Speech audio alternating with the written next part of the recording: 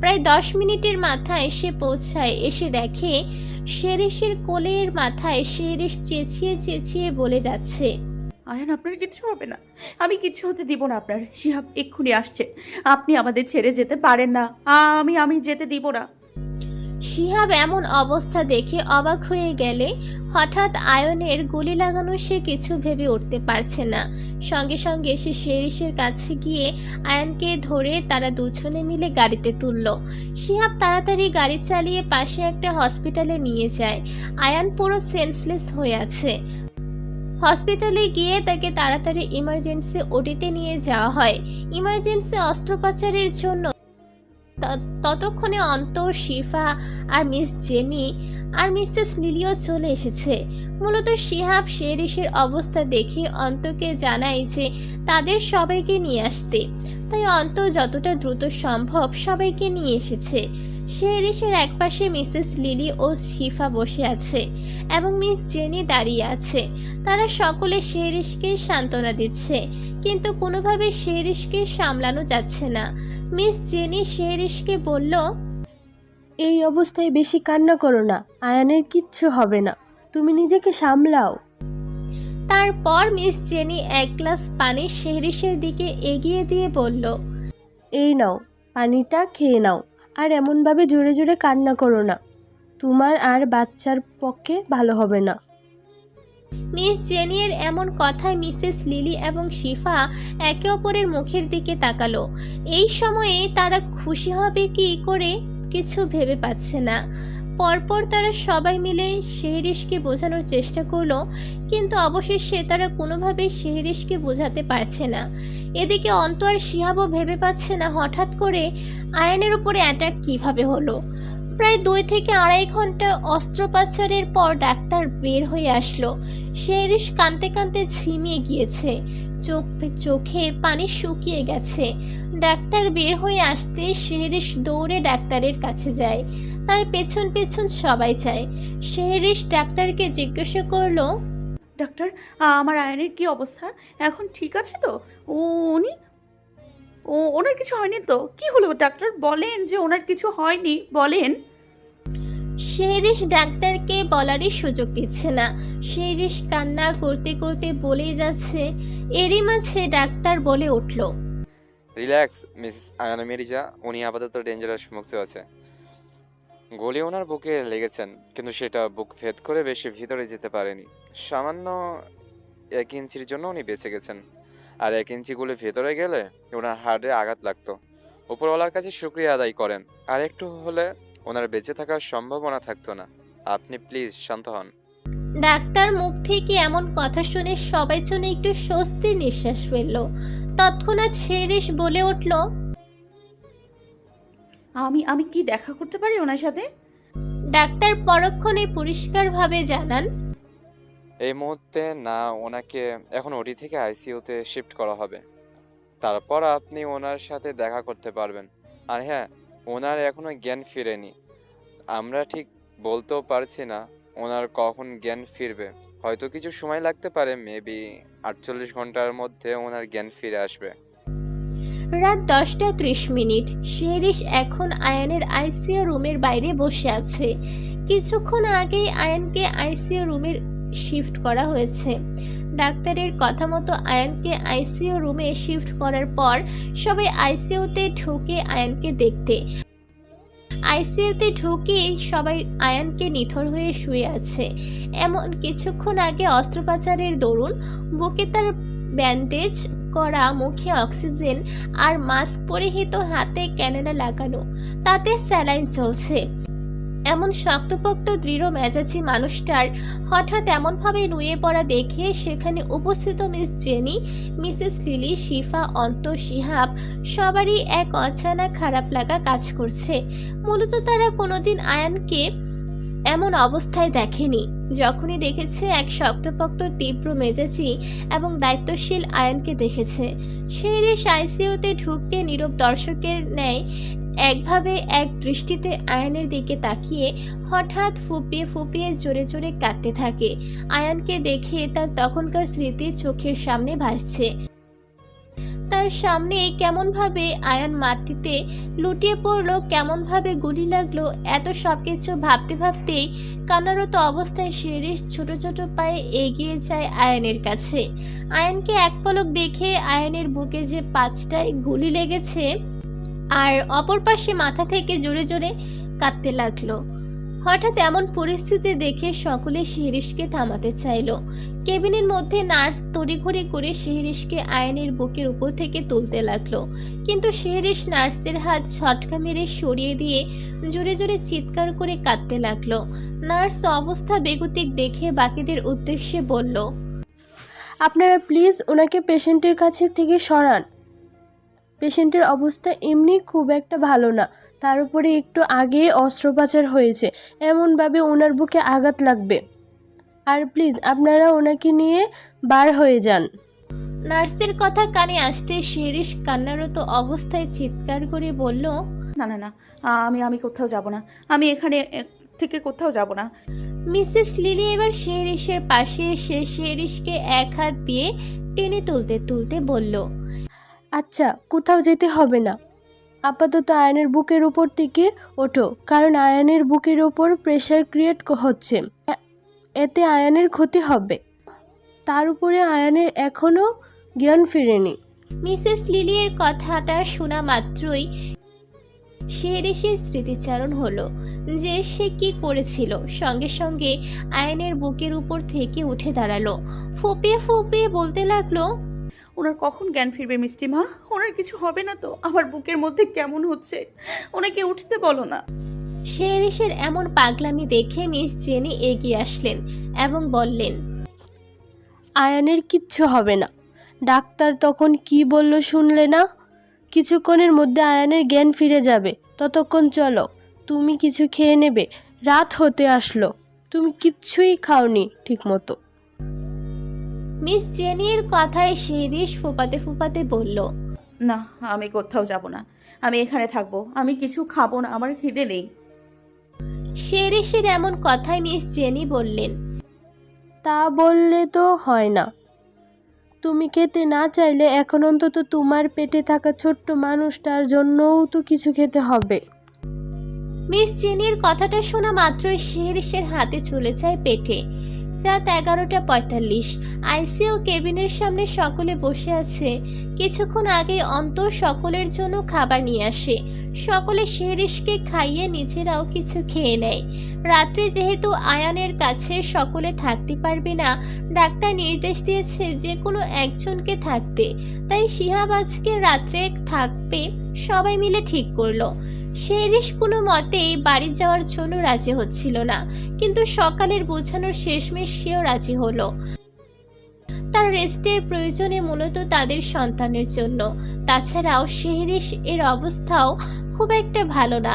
আয়ানের অ্যাক্সিডেন্টের পর থেকেই ভালোই পাগলামি করছে, আর তাই সকালে বুঝিয়ে শেষমেশ রাজি করালো শিরিষকে বাড়ি যাওয়ার জন্য। সকলে বেরিয়ে পড়লো বাড়ির উদ্দেশ্যে। সেই রাতটায় শিরিষ নির্ঘুম কাটিয়েছিল।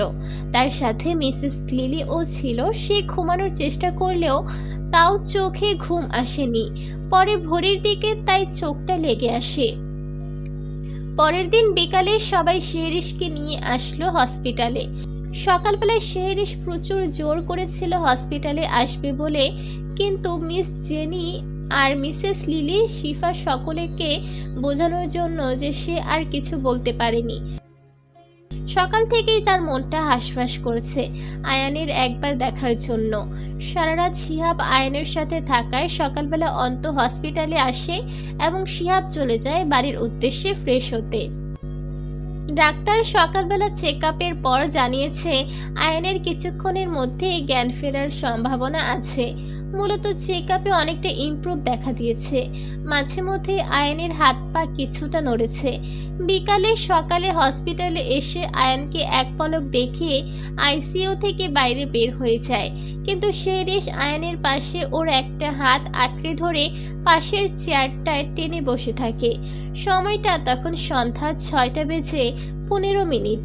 আয়ান পিট পিট করে চোখ খোলে। মূলত অনেকক্ষণ যাবৎ চোখ বন্ধ থাকায় চোখটা খুলে তীব্র আলো চোখে লাগতেই আবার চোখটা বন্ধ করে নেয়, সঙ্গে কিছুটা নড়ে চড়ে ওঠে। পাশে নার্স তখন আয়ানের স্যালাইন বোতল চেঞ্জ করেছিল। আয়ানকে দেখে সঙ্গে সঙ্গে রুমের লাইটটা হালকা কমিয়ে দেয় এবং মুখ থেকে অক্সিজেনের মাস্কটা নামিয়ে দেয়। কিছুক্ষণ পর আয়ান আস্তে আস্তে চোখ খুলে তাকায়। এরই মধ্যে নার্স বাইরে চলে যায় ডাক্তারকে ডাকার উদ্দেশ্যে। আয়ান নড়ে চড়ে উঠতে দেখে যে তার পা হাতটা কেউ আঁকড়ে ধরে আছে। পাশে তাকাতেই দেখে শেরিশ তার হাতটা আঁকড়ে ধরে তার দিকে মুখ করে চোখ বন্ধ করে শুয়ে আছে। মূলত বসে বসেই সে ঘুমিয়ে পড়েছে। কিছুক্ষণ আগে শিহাব জুহিকে নিয়ে কেবিনে ঢুকতেই শেরিশকে ঘুমন্ত অবস্থায় দেখে। আজকে জুহি আয়নের এমন অবস্থা শুনে এসেছে দেখার জন্য। তারা দুজনে আইসিইউতে ঢুকে শেরিশের ঘুমন্ত অবস্থা দেখে অনেক কান্নাকাটি এবং চিন্তার কারণে ক্লান্ত হয়ে শেরিশের ঘুমিয়ে পড়েছে এটা সে বুঝতে পেরেছিল। তাই আয়নের দেখভাল করার জন্য নার্সকেও সে বলে গিয়েছিল যে শেরিশকে কিছু না বলতে। আয়ান শেরিশকে ঘুমন্ত অবস্থায় দেখে তার ডান হাতটা আগিয়ে শেরিশের মাথায় হাত রাখলো। মাথায় কারো ছোঁয়া পেয়ে তড়িঘড়ি করে উঠে বসে শেরিশ। সঙ্গে সঙ্গে তার চোখ পড়ে আয়নের দিকে, দেখে সে তাই দিকে তাকিয়ে আছে। আয়নের কিছু বলতে দেওয়ার আগে শেরিশ বলতে থাকে, আপনি আপনি কখন উঠলেন? আপনি ঠিক আছেন তো? আপনার কোথাও ব্যথা করছে না তো? কিভাবে আপনার সাথে এমনটা হলো? আপনি জানেন আপনার কিছু হয়ে গেলে আমার কি হতো? আপনি কিভাবে এমনটা করতে পারলেন? মূলত আমার কথা না ভেবে আমাদের সন্তানের জন্য আপনি। শেরিশকে কিছু বলতে না দিয়ে আয়ান শেরিশকে হাত দিয়ে ইশারায় চুপ করতে বলে। ধীরে ধীরে উঠে বসতে থাকে। তখনই বাইরে থেকে ডাক্তারের আওয়াজ আসে। এই এই আপনি ওভাবে উঠে বসবেন না মিস্টার মির্জা, ওয়েট।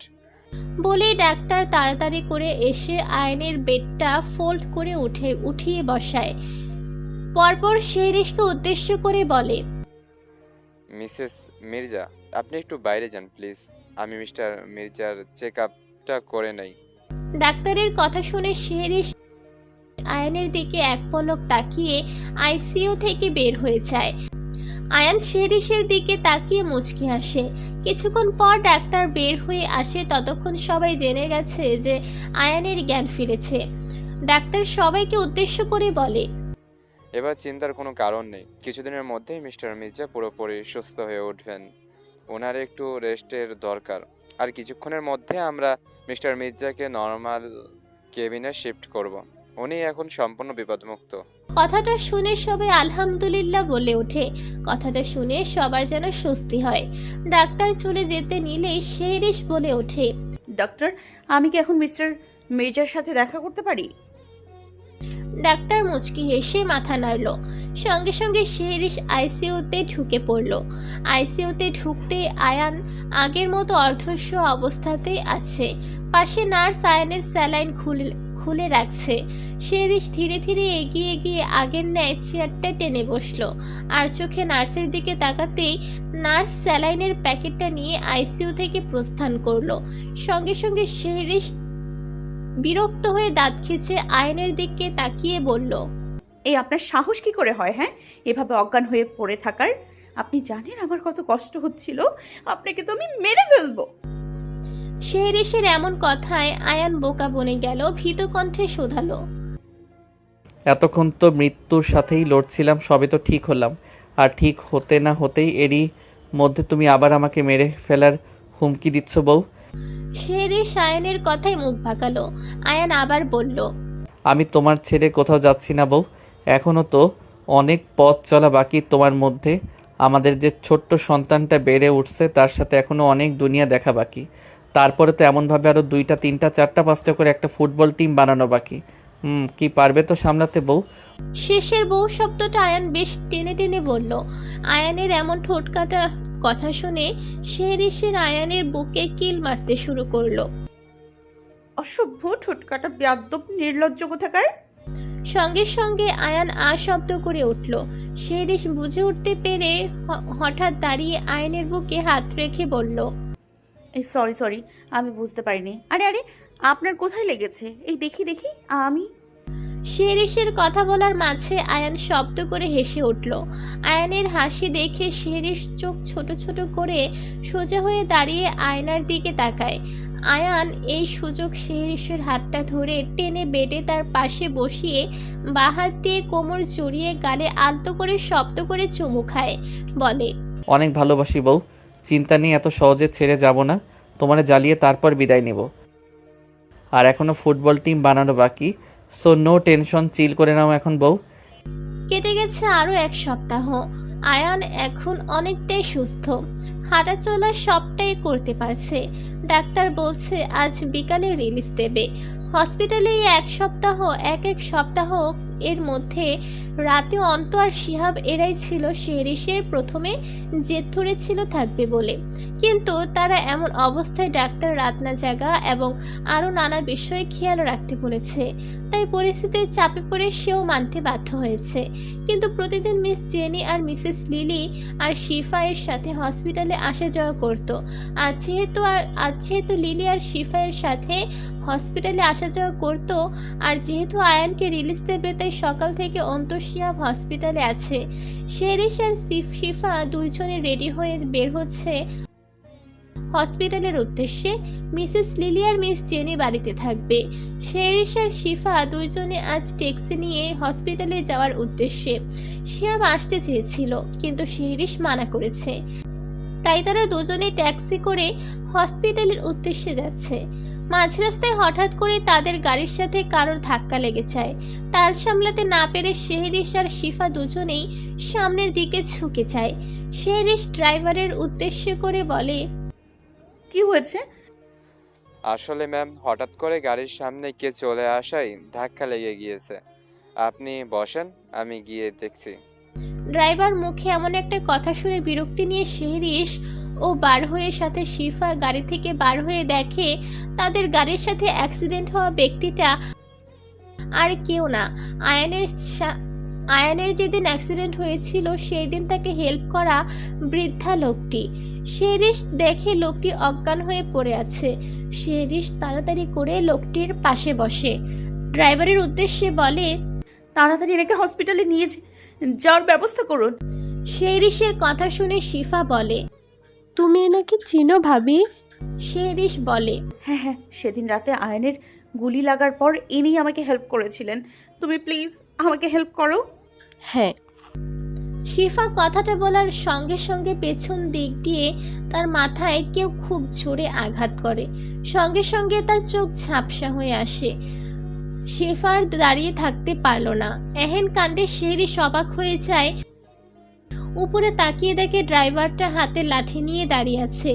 মূলত তিনি আঘাত করেছেন শিফাকে। শেরিস যেই বসা থেকে উঠতে যাবে তখনই তার হাতে টান পড়ে। সে তাকিয়ে দেখে বৃদ্ধ লোকটি তার হাত আটকে ধরে রেখেছে। শেরিস কিছু বলতে যাবে তখনই বৃদ্ধা লোকটি বলে ওঠে, কোথায় যাবি তুই? সেই দিনের সব প্ল্যান নষ্ট করে দিলি, আর তো তোকে ছাড়ছি না।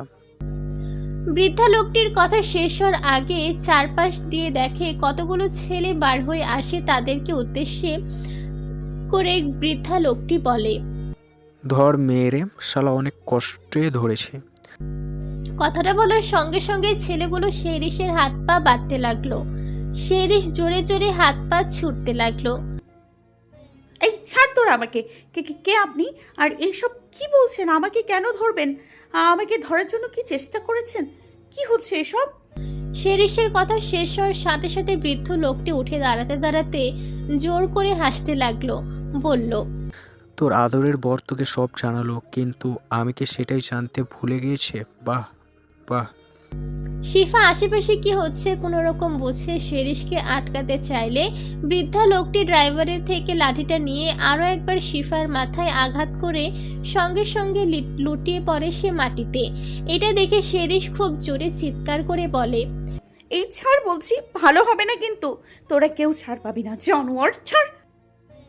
বৃদ্ধা লোকটি খানিকটা ঝুঁকে এক হাত দিয়ে শেরিসের গাল টিপে ধরে বলে, বড্ড কথা বেরোচ্ছে না তোর মুখ দিয়ে, দাঁড়া কথাটা বলে শেরিসের গায়ে থাকা ওড়নাটা খানিকটা ছিঁড়ে ওর মুখ বেঁধে দেয় এবং শেরিসের সেই ট্যাক্সিতে করে নিয়ে চলে যায়।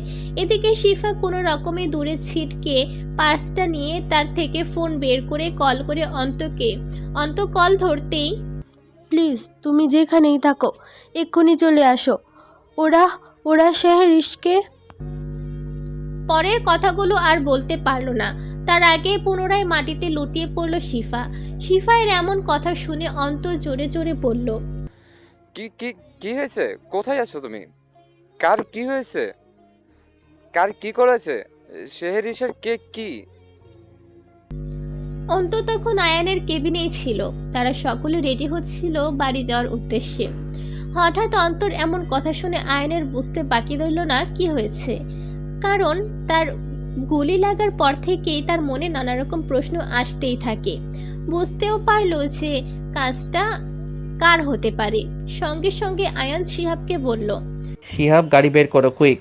শিহাব আয়ানের এমন কথার প্রতি উত্তর করে বলল, কিন্তু স্যার, আপনার এই অবস্থায় এমনভাবে বাইরে যাওয়া উচিত। শিহাবের এমন কথায় আয়ান কেবিন থেকে বের হতে হতে রেগে গিয়ে বলে, শালা আমি কারো কাছে কৈফিয়ত দিতে বাধ্য নই। বউ আমার না তোর, তোকে যেটা বলা হয়েছে সেটা কর, বাকিটা আমি বুঝে নেব। আমি মরে যেতে পারি কিন্তু যেন আমার বউয়ের কিছু না হয়, ওকে আমি কিছু হতে দেব না। তোকে যতটুকু বলা হয়েছে ততটুকু কর। আয়ানের এমন কথায় শিহাব দৌড়ে কেবিন থেকে বের হয়ে গাড়ি বের করে অন্ত আয়ানকে গাড়িতে নিয়ে এসে বসায়। আয়ান বলল, শিহাব ড্রাইভিং সিট থেকে সর, আমি টাইপ করব। শিহাব বলে। কিন্তু আয়ান শিহাবকে বাধা দিয়ে বলে, কোনো কথা না, তোকে যতটুকু বলা হয়েছে ততটুকু কর। কথাটা বলে আয়ান ড্রাইভিং সিটে বসতে বসতে বলে, অন্তু লোকেশন বল। অন্ত বলে, শিবা সম্পূর্ণ কথাটা বলার আগেই কল কেটে দিয়েছে। আমি লোকেশন ট্র্যাক করেছি, এই যে। গুড। কিছুক্ষণের মধ্যেই তারা সকলে কাঙ্ক্ষিত জায়গায় পৌঁছায়। গিয়ে দেখে শিফাকে ঘিরে কিছুজন দাঁড়িয়ে আছে। অন্তত তড়িঘড়ি করে গাড়ি থেকে নেমে শিফায়ের কাছে যায়। গিয়ে দেখে শিফা অজ্ঞান হয়ে পড়ে আছে, কিন্তু শিফাকে কোলে তুলে গাড়িতে এনে বসিয়ে দেয়। তখনই আয়ানের ফোনে কল আসে। কল রিসিভ করতেই, কি ভেবেছিলি তুই এত সহজে সব কিছু পেয়ে যাবি? আমি বেঁচে থাকতে কখনো হতে দিব না। ঠিক যেভাবে তোর মা বাবাকে মেরেছিলাম এমনভাবে সব কিছু শেষ করে দিব। তোর বউ এখন আমার কাছে।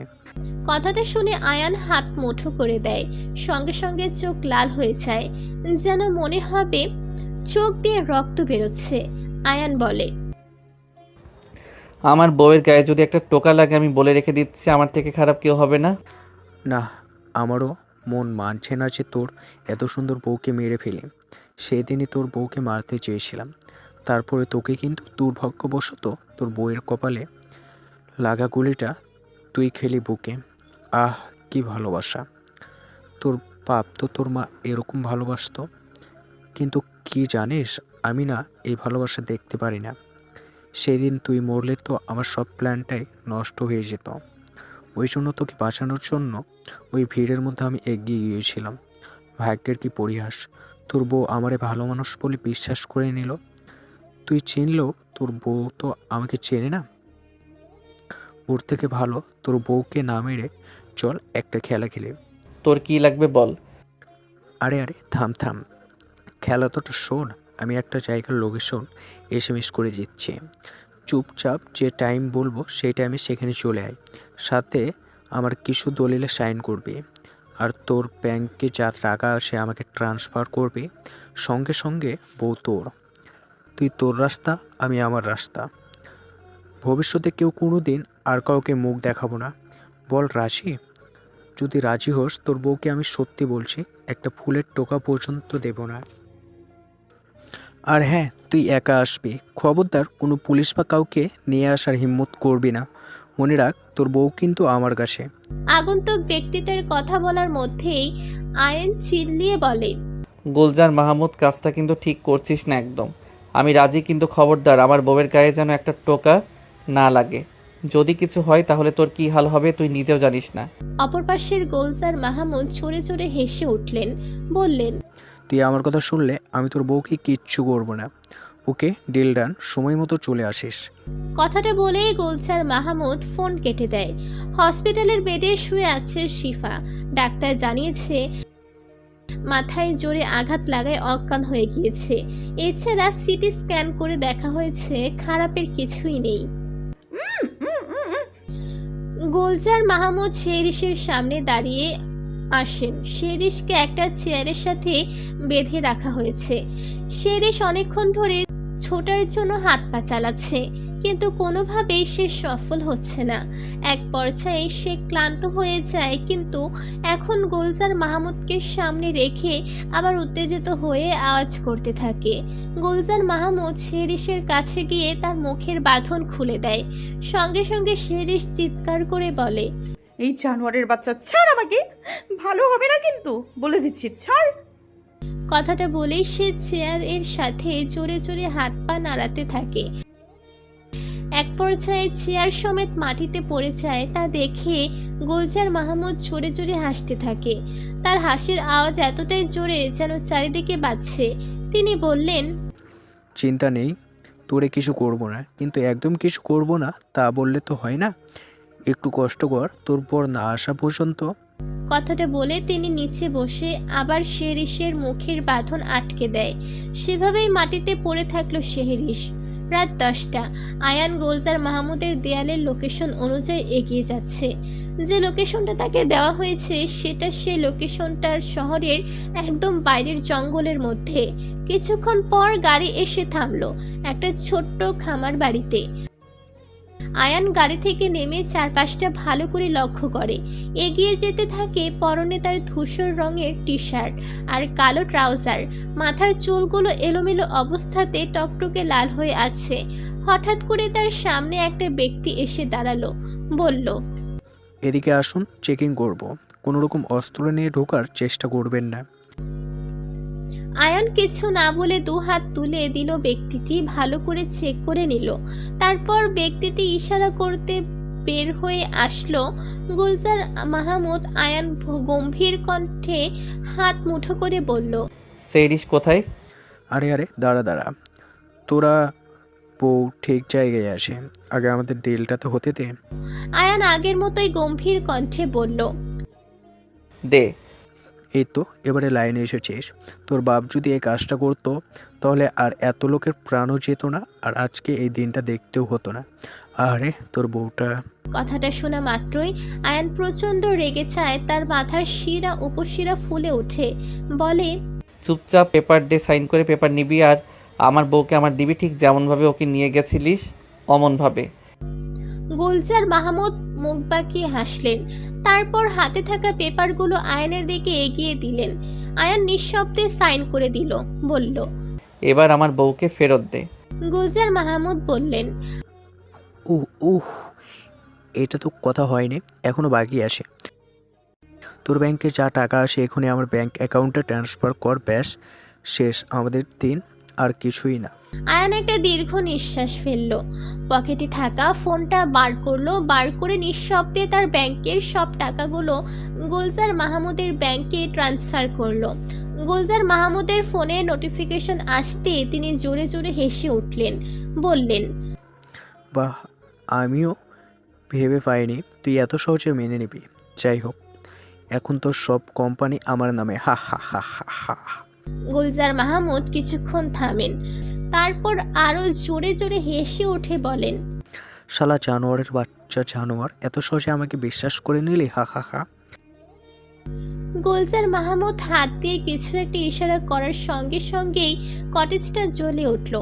গুলজার মাহমুদ জোরে জোরে হেসে উঠলেন। বললেন, এত সহজে আমার হাত থেকে তোর বউকে ছাড়া পাবে আমার ভাই? কেউ মেরেছিস তুই?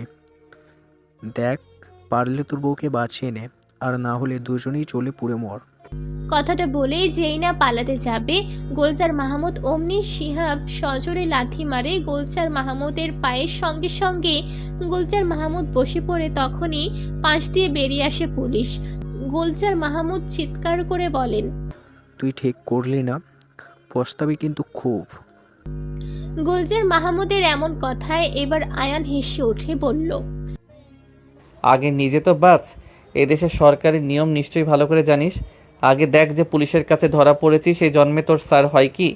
কথাটা বলেই আয়ান দৌড়ে ঠোকে জ্বলন্ত কটেজে কোনো রকমে ভেতরে প্রবেশ করে দেখে শিরিষ মাটিতে শুয়ে অজ্ঞান হয়ে আছে। এক মুহূর্তে শিরিষের এমন অবস্থা দেখে আয়ান প্রচণ্ড রেগে যায়। পরক্ষণেই সঙ্গে সঙ্গে শিরিষের কাছে গিয়ে তার হাত পা মুখ খুলে কোলে তুলে নিয়ে বের হয়ে আসে।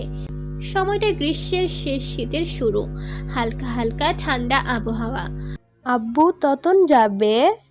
আয়ান সেজদিকে কোলে নিতে নিতে বলল, এই তো আম্মু, আমি তো রেডি। দেখো তোমার আম্মু এখনো রেডি হয়নি। শেহরিশ ওয়াশরুম থেকে শাড়ির কোঁচাটা ঠিক করতে করতে বারবার হা হতে হতে বলল, এই, আমার নামে একদম দোষ দেবেন না। আপনার মেয়ের রেডি করাতে করাতে আমার লেট হয়ে গেছে। তখনই ছোট সেজতি বলে, এই আম্মু, পাপ্পাকে টিপটুপ তুলবে না, তুমি টুপটাপ লেডি হও তো। শেহরিশ মুখ বাঁকিয়ে বলে, বাপ কা বেটি, একদম বাপের কার্বন কপি। মায়ের এমন কথা শুনে ছোট্ট সেজুতি পেছনে ঘুরে তার পাপার কোলে উঠে পড়ে। আয়ান সেজুতিকে কোলে নিয়ে ঘরের সোফায় বসে দেখে শেহরিশ চুল আঁচড়াচ্ছে, পরনে তার নীল রঙের শাড়ি। অবশ্য আজ আয়ানও নীল রঙের পাঞ্জাবি পরেছে, সাথে তাদের মেয়ে সেজুতিও নীল রঙের ফ্রক পরেছে। শেহরিশ আগের থেকে একটু মোটা হয়েছে। অবশ্য মা হওয়ার পর সকলের শরীরই গঠন পরিবর্তন হয়, শেহরিশের ক্ষেত্রেও তাই। কিন্তু স্বভাব চাঞ্চল্য এখনো আগের মতোই আছে। আয়ান এক দৃষ্টিতে শেহরিশকে দেখছে। শেহরিশ রেডি হয়ে আয়ানের উদ্দেশ্যে বলে, কি মিস্টার মির্জা, চলেন নাকি? এমন ভাবে কি দেখেন? আয়ান সোফা থেকে উঠে শেহরিশের সামনে দাঁড়িয়ে থেকে এক হাতে সেজুতিকে কোলে নিয়ে অপর হাতে শেহরিশের মাথায় রেখে কপালে আলতো করে চুমু খেয়ে বলে, হারিয়েছি আমি তোমার মুগ্ধতায়, বিলীন হয়ে গেছি তোমার চোখের মায়ায়। তোমার হাসির ঝিলিক মধুর শব্দের সুরে ভুলে গেছি আমি স্বপ্নে ভাসছি দূরে। যতবারই তুমি সামনে এলে পৃথিবী যেন থেমে যায়। একই খেলা, তোমার চোখের আলো চিরন্তন আশা। হারিয়ে গেছি আমি, তাতে কিসের আশা? তোমার মধুর ভাষা বাতাসে ভাসে, এমন অদৃশ্য এক মোহ যে স্থির করে রেখেছে। হারিয়ে গেছি আমি আমার নিজস্বতায়, এখন আমি শুধু তোমার মুগ্ধতায়। শেহরিশ মুচকি হেসে বলে, হয়েছে আপনার কবি কবি ভাব, এবার চলেন নাকি? আর তারা আজ তিনজনে সারাদিন বাইরে ঘুরবে। মূলত তাদের মেয়ের আবদার। হ্যাঁ, সেজুতি হচ্ছে আয়ান আর শেহরিশের মেয়ে, বয়স 2.5 বছর, মাত্র কথা বলতে শিখেছে। আয়ানের মায়ের নামে নাম রাখা হয়েছে। আয়ান মেয়েটাও দেখতে হয়েছে আয়ানের মায়ের মতো। সেজুতি যখন 1.5 মাস পেটে তখনই তারা বাংলাদেশে ফিরে আসে, সেই চিরচেনা বাড়িতে যেখানে আয়ান শেহরিশের ছোটবেলা কেটেছিল। আয়ানের বাংলাদেশের অফিস সামলায়, কানাডার অফিস মূলত আয়ানের মামা দেখাশোনা করে। শিহাবরাও বাংলাদেশে এসেছে সেজুতি হওয়ার কিছুদিন আগে। আয়ানের সাথে মিস জেনিও এসেছে। মিসেস লিলিকেও আসতে বলা হয়েছিল, কিন্তু তিনি তার মাতৃভূমি ছেড়ে আসতে চায়নি। মাঝে মধ্যে তিনি বাংলাদেশে ঘুরতে আসেন। আয়ান সব ব্যবস্থাই করে দেয়। অন্তু আর শেফাও কিছুদিন পর পর একেবারে বাংলাদেশে ব্যাক করবে। সেজুতি হওয়ার সময় সকলে ছিল, কিন্তু আবার সে যার কর্মস্থানে ফিরে গিয়েছে। একটা পার্কের মধ্যে একটা চেয়ারে আয়ানের কাঁধে মাথা দিয়ে বসে আছে শেহরিশ। সামনে সেজুতি খেলা করছে। সময়টা গোধূলি বেলা। শেহরিশ হঠাৎ বলে উঠল, অনেক ভালোবাসি আপনাকে। আয়ান মুচকি হেসে গান ধরে, পৃথিবীর যত সুখ যত ভালোবাসা সবই যে তোমায় দেবো একটাই আশা, তুমি ভুলে যেও না আমাকে, আমি ভালোবাসি তোমাকে।